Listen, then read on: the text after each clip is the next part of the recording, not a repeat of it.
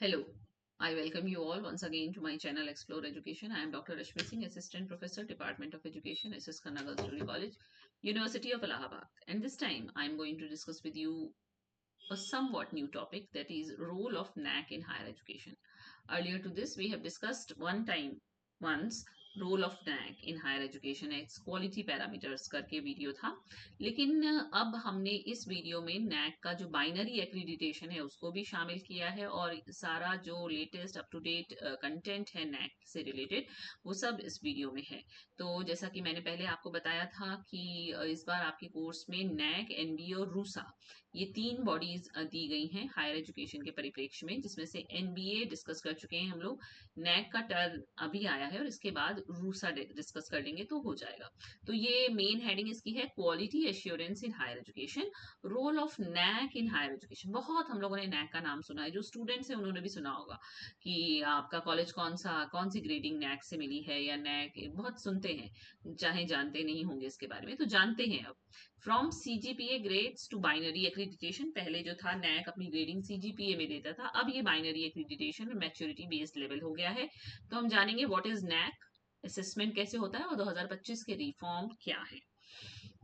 तो what is NAAC, अगर इसका फुल फॉर्म देखें तो the national assessment and accreditation council. बहुत से लोग इसको एक्रीडेशन काउंसिल बोलते हैं, बहुत से पढ़े लिखे प्रोफेसर्स भी। तो आप सही बोलिए, the national assessment and accreditation council is an autonomous body established in 1994 by the university grants commission. देखिए तीन सवाल तो इसी में बन गए। फुल फॉर्म, कैसी बॉडी है, ऑटोनमस बॉडी है, कब बनी, चार सवाल। कब बनी है, 1994 में बनी है, किसके द्वारा बनी है, यूजीसी ने बनाई थी। चार सवाल इस आधी लाइन में है। That assesses and accredits higher education institutions across India to certify their quality. यानी कि बहुत पुराना नहीं है, 1994 से पहले नैक का नामो निशान नहीं था। Headquartered in Bengaluru, functions as an independent autonomous institution under the aegis of the UGC।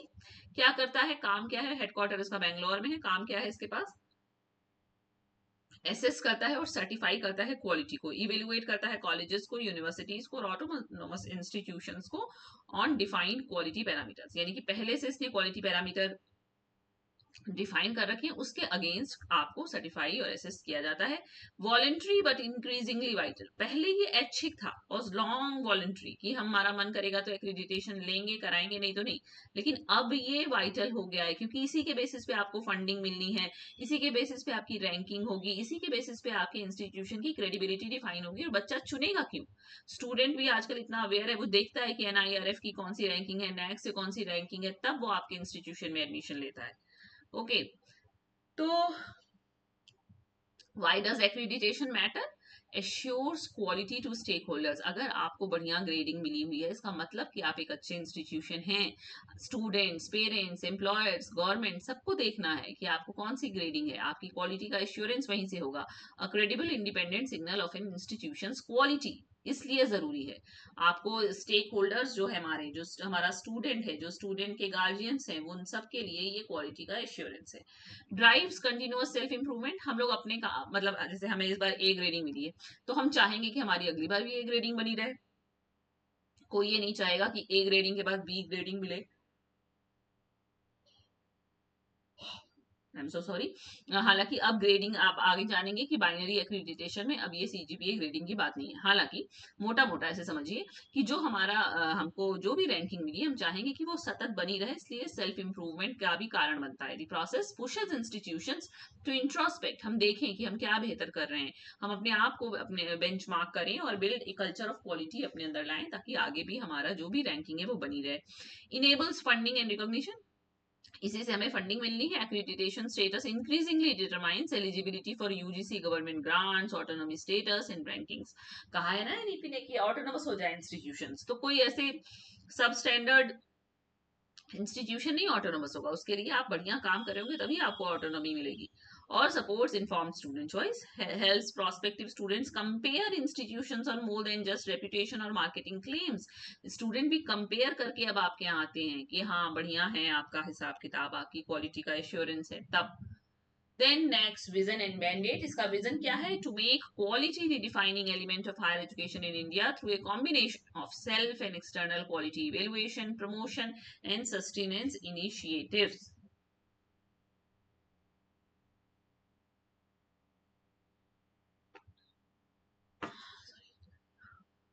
हाँ, यानी कि विजन इसका क्या है कि हायर एजुकेशन में क्वालिटी को एक डिफाइनिंग एलिमेंट बनाया जाए, और बहुत सारा इसमें कॉम्बिनेशन चलता है, सेल्फ की क्वालिटी, एक्सटर्नल क्वालिटी इवेल्युएशन, जिससे कि प्रमोशन और सस्टेनेंस इनिशिएटिव्स अपनाए जाएं।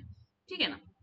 मिशन क्या है, कैसे हासिल करेगा इस विजन को, तो कैसे हासिल करना है, to arrange periodic assessment of HEI, बार बार समय समय पे हायर एजुकेशन इंस्टीट्यूशंस का असेसमेंट किया जाए, स्टिमुलेट किया जाए एकेडमिक सेल्फ इवेल्युएशन को, इनकरेज किया जाए इनोवेशन और क्वालिटी सस्टेनेंस मेजर्स को अक्रॉस इंस्टीट्यूशंस। और कोर मैंडेट इसका क्या है, to grade institutions on defined quality parameters, यानी कि पहले से जो क्वालिटी के पैरामीटर डिफाइन किए गए हैं उन पे इंस्टीट्यूशंस की ग्रेडिंग की जाए, and issue an accreditation status that is valid for a fix period, और उनको एक एक्रीडिटेशन का स्टेटस दिया जाए जो एक फिक्स पीरियड के लिए वैलिड हो, मतलब 5 साल के लिए वैलिड हो। ऐसा नहीं कि आपको आज ए ग्रेडिंग मिल गई तो आप जीवन मतलब हमेशा सतत ए रहेंगे, आप ए बने रहें, इसके लिए आपको अगले 5 साल बाद फिर ग्रेडिंग करानी होगी, फिर अपना असेसमेंट कराना होगा। तो ये नैक का विजन और मैंडेट, ये 7 क्राइटेरिया ऑफ असेसमेंट थे पुराने, the foundation on which every NAAC evaluation old और न्यू इज बिल्ट। बाद में ये चेंज हो गया है, तो जो आपको बताया जाएगा कि 2024 तक ये चला। तो पहला जो एस्पेक्ट था वो करिकुलर एस्पेक्ट, पहला क्राइटेरिया, यानी कि क्या पढ़ाया जा रहा है, करिकुलम में क्या है, टीचिंग लर्निंग एंड इवेल्युएशन कैसा होता है, कैसे पढ़ाते हैं आप क्लास में, इवेल्युएशन कैसे लेते हैं, एग्जामिनेशन कैसा पैटर्न क्या है, फॉर्मेटिव है, समेटिव है, सब कुछ। देन थर्ड में रिसर्च इनोवेशन और एक्सटेंशन, आपके इंस्टीट्यूशन में क्या हाल है, रिसर्च होती है कि नहीं, इनोवेटिव क्या करते हैं आप, एक्सटेंशन एक्टिविटीज में क्या करते हैं। चौथा, इंफ्रास्ट्रक्चर कैसा है आपके इंस्टीट्यूशन का, लाइब्रेरी है कि नहीं, लैब है कि नहीं, पार्क है कि नहीं, रीडिंग रूम है कि नहीं, कैंटीन है कि नहीं, लर्निंग रिसोर्सेज के लिए आप क्या प्रोवाइड कराते हैं बच्चों को, स्टूडेंट सपोर्ट और प्रोग्रेशन के लिए क्या सुविधाएं हैं, गवर्नेंस, लीडरशिप और मैनेजमेंट कैसा है कॉलेज का या इंस्टीट्यूशन या यूनिवर्सिटी का, और institutional values and best practices क्या हैं उस इंस्टीट्यूशन की। ये 7 के क्राइटेरिया थे जिन पर नैक पैरामीटर, और सबके सब पैरामीटर, सबके इंडिकेटर्स भी, जिस पर काम करके नैक को दिखाना होता था, फिर नैक आपकी ग्रेडिंग करता था, ये हिसाब किताब था। ये ओरिजिनल असेसमेंट प्रोसेस, जिसको RAF कह रहा है, revised accreditation framework, revised accreditation framework used until June 2024, यानी जून 2024 तक ये यूज हुआ है। तो अब क्या हो गया है, स्टेप 1, ये ओरिजिनल असेसमेंट प्रोसेस है जो पहले होता था 2024 तक जो चला। स्टेप 1 में IIQA, मतलब institution submits an institutional information for quality assessment form to confirm basic eligibility. एक फॉर्म भर के इंस्टीट्यूशनल इंफॉर्मेशन का सबमिट करना होता था, institutional information for quality assessment, ये इसका फुल फॉर्म है, institutional information for quality assessment. ये भर के हमें सबमिट करना होता था ताकि हम इलिजिबल हैं नैक ग्रेडिंग के, पहले तो ये बताना होता था। स्टेप 2 में क्या करते थे, institution prepares A detailed self study report SSR scoring itself against the 7 criteria. Institution जो था वो एक SSR बनाता था, स्कोरिंग इटसेल्फ, जो 7 क्राइटेरिया है उसके अपने आप को स्कोर देता था कि हमने ये SSR बनाया है, और वो फिर भेज दिया जाता था, देन मतलब मेल कर दिया जाता था। फिर पीयर टीम की विजिट होती थी उस SSR के आधार पर, यानी कि जो SSR आपने भेजा उसको वैलिडेट करने के लिए कि आपने सही भेजा कि नहीं। An expert peer team visits the campus to validate the SSR। जो हमने भेज दिया है उसी को सही नहीं मान लिया जाता था, उसको चेक किया जाता था through observation, interviews and document checks, और उसके बाद एक CGPA ग्रेडिंग हमारी इश्यू होती थी। Institution receives a cumulative grade point average on a 9-point scale translated into a letter grade from A++ down to D, यानी A++, A+, A, B++, B, इस तरह से कर, ठीक है ना। तो ये जून 2024 तक चला। उसके बाद वाई नैक नीडेड रिफॉर्म, क्यों बदलना ही पड़ गया, यही चलता रहता। एक कमेटी लेड बाय डॉक्टर के Radhakrishnan, farmer ISRO chairman, was tasked with redesigning the accreditation process। कस्तूरी रंगन साहब, सॉरी, राधाकृष्णन साहब को, के राधाकृष्णन को ये दायित्व दिया गया कि आप एक्रीडिटेशन प्रोसेस को रीडिजाइन कीजिए। क्यों रीडिजाइन कीजिए, क्योंकि सब्जेक्टिविटी थी पीयर रिव्यू में, human led peer assessments face criticism for inconsistency and potential bias across institutions. क्योंकि जो पीयर टीम जा रही है उसमें से कोई आदमी है, मान लीजिए वो उसका कोई जानकार है वहां पे, या कोई भी सब्जेक्टिविटी का इश्यू था, है ना, इनकंसिस्टेंट, कोई कह रहा है कि बहुत अच्छा है, कोई कह रहा है कि कम अच्छा है, कोई कह रहा है, मतलब सब में ऑब्जेक्टिविटी नहीं थी। तो जो पीयर टीम के बीच में ही सब्जेक्टिविटी इतनी ज्यादा थी, उसको कम करने के लिए। Slow and resource heavy, preparing an SSR and hosting peer visits was time and resource intensive, discouraging smaller institutions. भाई बड़े बड़े इंस्टीट्यूशंस हैं, बढ़िया इंफ्रास्ट्रक्चर है, सब उनके पास बढ़िया है, तब तो वो भाई पीयर टीम को अपने यहाँ बुलाएंगे भी, 5 स्टार होटल में ठहराएंगे भी, और सब बढ़िया इंतजाम करेंगे, एकदम उनका कॉलेज इंस्टीट्यूशन शादी के घर जैसा सजा दिया जाएगा। लेकिन छोटे इंस्टीट्यूशन क्या करें, उनके पास ना उतनी जगह, ना उतनी फंडिंग, ना उतना टाइम। तो ये स्लो भी था, क्योंकि एसएसआर को प्रिपेयर करना अपने आप में बहुत टाइम इंटेंसिव काम था, और पीयर विजिट को होस्ट करना भी दिक्कत की बात थी। तो स्मॉलर इंस्टीट्यूशंस को ये डिस्करेज करता था। लो coverage, a large share of India's colleges and universities remained unaccredited or let their accreditation lapse. बहुत सारे हमारे कॉलेजेस और यूनिवर्सिटीज ऐसे हैं थे जो एक्रीडिटेड ही नहीं हुए कभी। इंटीग्रिटी का कंसर्न था। Instances of data manipulation in self study report raise questions about the credibility of some outcomes. अब भाई अपने से बताना है तो हमने बता दिया, हमने इतने लेक्चर लिए, हमारे यहाँ इतने कमरे हैं, हमारे यहाँ ऐसी लैब है, ऐसी लाइब्रेटरी है, इतना सुसज्जित है, इंटरनेट कनेक्शन, जो भी है, क्योंकि अपने से बताना है। तो इंटीग्रिटी का कंसर्न है, कौन कितना सही सच बता रहा है, और पीयर टीम ने कितना वैलिडेट किया, कितना वैलिडेट कर पाएगी 1, 1.5, 2 दिन में पीयर टीम, है ना। तो ये भी कंसर्न था, इसलिए नैक को रिफॉर्म की जरूरत पड़ी।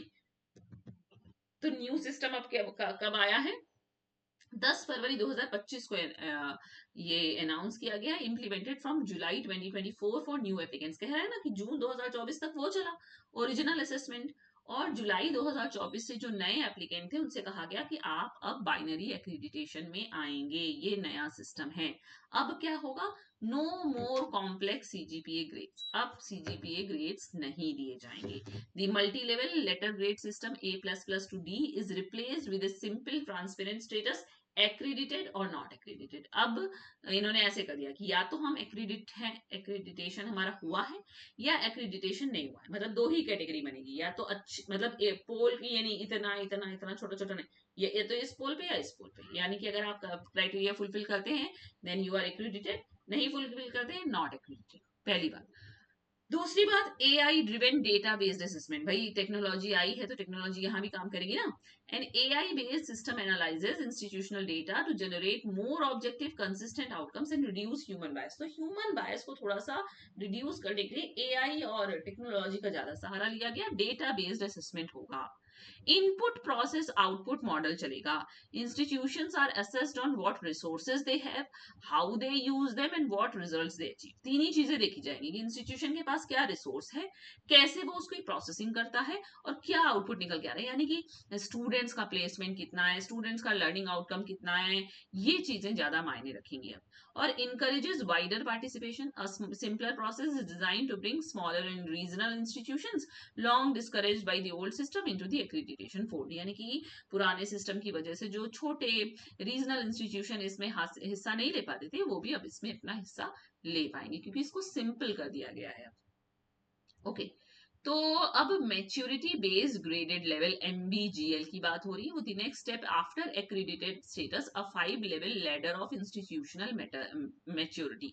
मतलब ये नहीं भाई, ऐसे तो GNU भी एक्रीडिटेड है, और मान लीजिए कोई छोटा इंस्टीट्यूशन भी एक्रीडिटेड है, तो उनमें कैसे अंतर किया जाए, तो उसके लिए मैच्योरिटी बेस्ड ग्रेड लेवल की बात की गई है। यानी कि एक्रीडिटेड के अंदर 5 लेवल की सीढ़ी होगी। जो सबसे कम होगा वो बेसिक लेवल पे होगा, यानी मीट्स मिनिमम क्वालिटी रिक्वायरमेंट। जो उससे ऊपर होगा उसको डेवलपिंग का स्टेटस मिलेगा, यानी कि shows measurable progress and improvement. जो उससे भी बढ़िया है उसको एस्टैब्लिश्ड मिलेगा, stable systems with consistent results. जो उससे भी ऊपर है वो उसको एडवांस स्टेटस मिलेगा, यानी कि strong innovation and national leadership. और जो सबसे बढ़िया है, यानी कि एक्रीडिटेड में भी सबसे बढ़िया सीढ़ी पे सबसे ऊपर, उसको इंटरनेशनल एक्सीलेंस या बेंचमार्क अगेंस्ट ग्लोबल स्टैंडर्ड्स का तमगा मिलेगा। ये बात की गई है। Maturity based graded level, level 1 to 2 use A fully digital assessment. 1 to 2 में केवल डिजिटल असेसमेंट से काम चल जाएगा। 3 से 5 में expert validation through presentations and structured interviews आएंगे। Each level is valid for 3 years। अब 3 ही साल के लिए तो चलेगा, पहले 5 साल के लिए चल रहा था। After which institutions reapply in other sustain claim और फॉल। उसके बाद इंस्टीट्यूशंस को फिर से अप्लाई करना पड़ेगा, चाहे तो वो उसी स्टेटस पे बने रहे, वो ऊपर भी चढ़ सकते हैं, वो नीचे भी गिर सकते हैं। ये MBGL का फ्रेमवर्क है। बेसिक, डेवलपिंग, स्टैब्लिश्ड, एडवांस्ड और international excellence. Then the transition timeline दी गई है। जनवरी 2024 में क्या हुआ कि नैक एग्जीक्यूटिव कमेटी ने अप्रूव किया 2 स्टेज का reform, binary accreditation, then maturity based graded. पहले आप एक्रीडिटेशन की कैटेगरी में आइए और तब देखिए कि वहां से आप कौन से लेवल पर आ रहे हैं। 30 जून 2024 को क्या हुआ, last date for institutions to apply under the old CGPA based RAF system, no new CGPA grades issued after this. यानी 30 जून 2024 के बाद जिसने अप्लाई किया उसको कोई सीजीपीए ग्रेड नहीं मिला है। 1 जुलाई 2024 से बाइनरी एक्रीडिटेशन लाइव हो गया। 10 फरवरी 2025 को नैक ने फॉर्मली अनाउंस कर दिया full reform package, AI driven assessment, binary status and the MBGL framework. और 2026-27 से रफली 90% of previously CGPA accredited institutions will see their grades expire and must transition to binary plus MBGL. यानी कि लगभग 90% जो institutions थे जिनके पास पुराना सीजीपीए ग्रेड था वो अब एक्सपायर हो रहा है, तो सबको अब इस बाइनरी एक्रीडिटेशन की श्रेणी में आना होगा। पहले एक्रीडिटेड की श्रेणी में आना होगा, फिर मैच्योरिटी बेस्ड ग्रेडिंग लेवल में आना होगा कि उनको कौन सा लेवल मिलता है। तो अब इसका क्या है हिसाब किताब, digital backbone, one nation one data platform, single source of verified data, a unified national data platform pulls institutional data directly from authentic government source जैसे ASH, UGC etc. rather than relying only on self reported figure। यानी कि one nation one data, यानी कि कहीं एक जगह ASH पे, NIRF पे कहीं आपका डेटा अपलोड है वो वहीं से डायरेक्ट ले लेगा डेटा, उसको आपके SSR की जरूरत नहीं है। Single source of verified data से काम चलना है। रिड्यूसेस डेटा मैनिपुलेशन रिस्क, इससे क्या होगा कि डेटा के मैनिपुलेशन का रिस्क कम हो जाएगा। इनेबल्स एआई बेस्ड इवेल्युएशन, इससे क्या होगा, एआई बेस्ड इवेल्युएशन बढ़ जाएगा, है ना। और improve speed and transparency, speed भी बढ़ जाएगी। Fully digital work flow for lower MBGL levels, cuts down processing time compare to the old paper heavy peer review process. पहला कितना पेपर इकट्ठा करो, कितना पेपर बनाओ, फिर पेपर भेजो, फिर टीम उसको देखती थी, फिर टीम एक सेलेक्ट होती थी, फिर टीम एक फिजिकल विजिट के लिए आती थी। उससे स्पीड और ट्रांसपेरेंसी इसकी बढ़ गई है। तो ये हिसाब किताब है। तो next role in quality enhancement in NEP 2020 की बात करें तो ये बेंचमार्किंग क्वालिटी है, provides a common national yardstick so institutions, regulators and students can compare quality meaningfully. Institutional growth होगी, IQAC mandated for every accredited institution, embeds continuous improvement aligned with NEP 2020 है। NEP 2020 explicitly calls for a shift towards outcome based technology enabled transparent accreditation, जैसा कि NAC कह रहा है, मतलब जैसा NEP कह रहा है वैसे NAC ने अपने आप को ट्रांसफॉर्म कर लिया है। And feeds into autonomy and rankings, accreditation status and grade influence institutional autonomy and IRF rankings and eligibility for special government schemes. भाई आपकी रैंकिंग अच्छी है तो बढ़िया स्कीम के अंदर दायरे में आएंगे, अदरवाइज नहीं आएंगे। Then benefits of NAC accreditation क्या है कि इंस्टीट्यूशन अपनी इंटरनल स्ट्रेंथ आइडेंटिफाई करें, वीकनेस आइडेंटिफाई करें और उस पर काम करें। इंस्टीट्यूशनल क्रेडिबिलिटी बढ़े, बेटर स्टूडेंट को आप अट्रैक्ट कीजिए, बेटर फैकल्टी और इंडस्ट्री पार्टनरशिप को अट्रैक्ट कीजिए, बढ़िया आउटकम दीजिए, सारी बातें अब आउटकम पे। Improves access to UGC funding, autonomy status and government scheme eligibility की बात हो गई कि जितनी बढ़िया रैंकिंग होगी उतनी बढ़िया आपको फंडिंग मिलेगी, आपको ऑटोनॉमी का स्टेटस मिलेगा, आपको गवर्नमेंट स्कीम के लिए आप एलिजिबल होंगे। And encourages a permanent culture of quality via the mandatory IQAC in every institution। हालांकि बहुत सारे इंस्टीट्यूशंस में है बट अभी भी नहीं है, तो हर जगह IQAC हो, वो इंटरनल क्वालिटी को एश्योर करे, वो सतत क्वालिटी का कल्चर अपने इंस्टीट्यूशन में एश्योर करे, तो बढ़िया हो जाएगा हिसाब किताब। And gives students and parents an independent comparable basis for choosing institutions, इससे स्टूडेंट और पेरेंट चुन सकेंगे कि कौन सा इंस्टीट्यूशन उनके दायरे में सबसे बढ़िया है, किसकी रैंकिंग सबसे बढ़िया है, जहां पर वो पढ़ना चाहेंगे निश्चित रूप से। लेकिन चैलेंजेस और क्रिटिसिज्म भी है कि लो एंड अनइवन कवरेज है, ट्रांजिशन की अनसर्टेनिटी है, can AI replace human judgement, ये सबसे बड़ा सवाल है। बाइनरी स्टेटस में oversimplify, reducing years of institutional effort to a single accredited not accredited level could obscure meaningful differences in quality. हालांकि ये इसलिए कम हो जाएगा क्योंकि आप एक्रीडिटेड में आ गए, फिर आप जाइए ना एडवांस लेवल पे जाइए, एस्टेब्लिश्ड पे जाइए, कहाँ है आप, बेसिक पे हैं कि डेवलपिंग पे हैं कि एडवांस्ड पे हैं, कहाँ हैं, तो ये आप तय कर सकते हैं। देन कंक्लूजन ये है कि NAC has been India central quality assurance body for higher education since 1994, evaluating institutions on 7 core criteria. 7 criteria पे वो करती आ रही है। 2024-25 में इसमें रिफॉर्म किया गया, बिगेस्ट शिफ्ट किया गया, कॉम्प्लेक्स CGPA ग्रेड को एक सिंपल बाइनरी एक्रीडिटेशन स्टेटस से चेंज किया गया and a 5 level maturity based graded framework. AI driven data verified assessment aims to make, क्यों किया गया कि एक्रीडिटेशन फास्टर हो जाए, फेयरर हो जाए और स्मॉलर इंस्टीट्यूशंस के लिए भी एक्सेसिबल रहे। हालांकि नए क्वेश्चंस अबाउट कवरेज और नुआंस उठ रहे हैं। For students NAC status remains one of the clearest, most independent signals of institutional quality available today. विद्यार्थियों के लिए ये सबसे क्लियर और इंडिपेंडेंट सिग्नल है कि वो चुन सकते हैं कि उनको कौन सा इंस्टीट्यूशन चुनना है। और जो रेफरेंस इसके लिए इस्तेमाल किया गया है वो NAC और UGC के ऑफिशियल रिफॉर्म अनाउंसमेंट है 10 फरवरी 2025 का, NAC एग्जीक्यूटिव कमेटी डिसीजन 27 जनवरी 2024 का, NEP 2020। अब खत्म है। ओके, तो ये कवरेज इसलिए इंपॉर्टेंट था कि इसमें नया रिफॉर्म मैंने कवर किया, बाइनरी एक्रीडिटेशन आपको समझाया, पुराने 7 क्राइटेरिया क्या थे ये भी जरूरी है क्योंकि बहुत सालों तक वैसे ही चला है, 1994 से 2024, हाँ कम नहीं होता है। फिर अब बाइनरी एक्रीडिटेशन का हमको सामना करना है, हमको फेस करना है। AI असेसमेंट हमें कौन सी रैंकिंग देता है, वन नेशन वन डेटा की बात है, बहुत बहुत बहुत कुछ रिफॉर्म है, बहुत कुछ चेंज है, हमें जानना चाहिए, पता होना चाहिए, हमें रोज कुछ नया आ रहा है। Okay, so thank you for watching.